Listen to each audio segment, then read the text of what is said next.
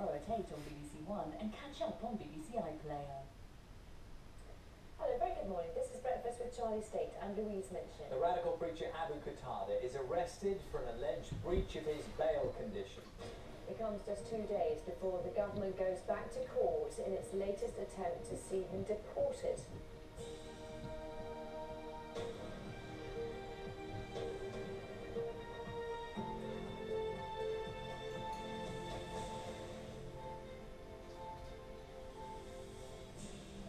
Good morning, it's Saturday the 9th of March. Also ahead, fresh evidence of tension in the coalition as the business secretary calls for more investment and a freeze on some cuts.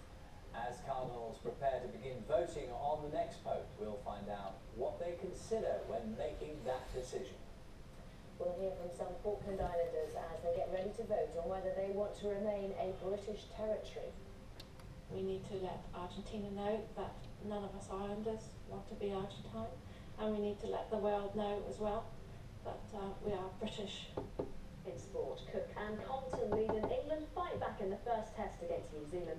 Both players scored centuries, with the visitors batting brilliantly at the start of their second innings. Also this morning, how to keep your dog entertained when you're out at work all day. So by our content, what we're trying to do is actually help them feel a bit more happy, stimulated, entertained, but also relaxed when they're home alone. We'll find out about a new television channel aimed at the canine companion in your life. And we're also talking about a new soft drink campaign encouraging a balanced diet. Is it just marketing, or could it make us think again? And Helen has the weather.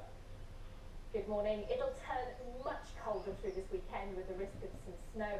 There's a lot of rain around this morning actually, and some mist and fog again too. Join me in 15 minutes for more detail. Helen, thank you. Morning, our main story here. The radical preacher Abu Qatada has been arrested for allegedly breaching his bail conditions. He was detained outside his home in North London. Qatada has been convicted of terror charges in Jordan, but a judge blocked his extradition there in November of last year. On Monday, the government will go to the Court of Appeal to try to overturn the judge's decision. Abu Qatada has been a thorn in the side of successive governments for more than a decade as he fights deportation to Jordan. Released in November, he's now been arrested by the UK Border Agency for allegedly breaching his bail conditions. It's one more twist in a complex legal saga. Abu Qatada was first detained in the UK under anti-terror laws in 2001.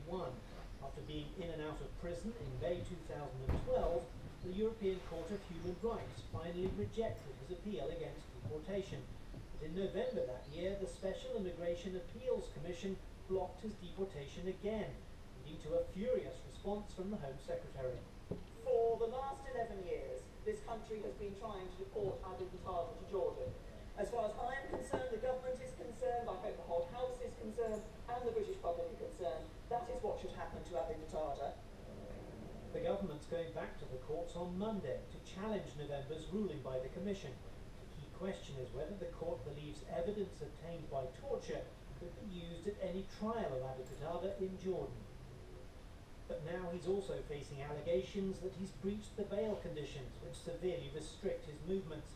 That's a case which the UK Border Agency says will be considered as soon as possible. Richard Lister, BBC News. Fresh evidence has emerged of tensions within the coalition over its approach to the economy, with calls from the business secretary to spend more on Britain's infrastructure. Vince Cable was speaking at the start of the Liberal Democrats' spring conference in Brighton. The idea has already been rejected by the Prime Minister. Our political correspondent Louise Stewart is in Brighton for us right now. Very good morning to you, Louise. Just tell us about these tensions, because they do seem to be, talking about completely different things, actually. Well, you're right, Louise. I mean, it's ahead of the budget in just a couple of weeks' time, ahead of the spending review in June, and basically each different department laying out their sort of battle lines, if you like. We heard last week from the Defence Secretary, Philip Hammond, no more cuts at the MOD. And he said that was a red line to him, but of course the Liberal Democrats said, well, you can't come and take it from welfare. So Vince Cable doing that just now, saying basically his department, Business Innovation and Skills, they've had enough cuts. If you don't fund from that area, you'll see talent leaving Britain, there won't be enough skills, the economy won't be able to grow.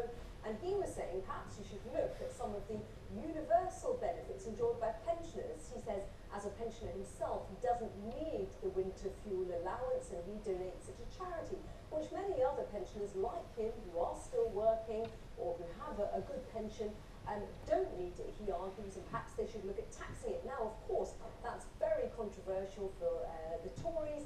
David Cameron has said from the outset he would protect these pensioner benefits.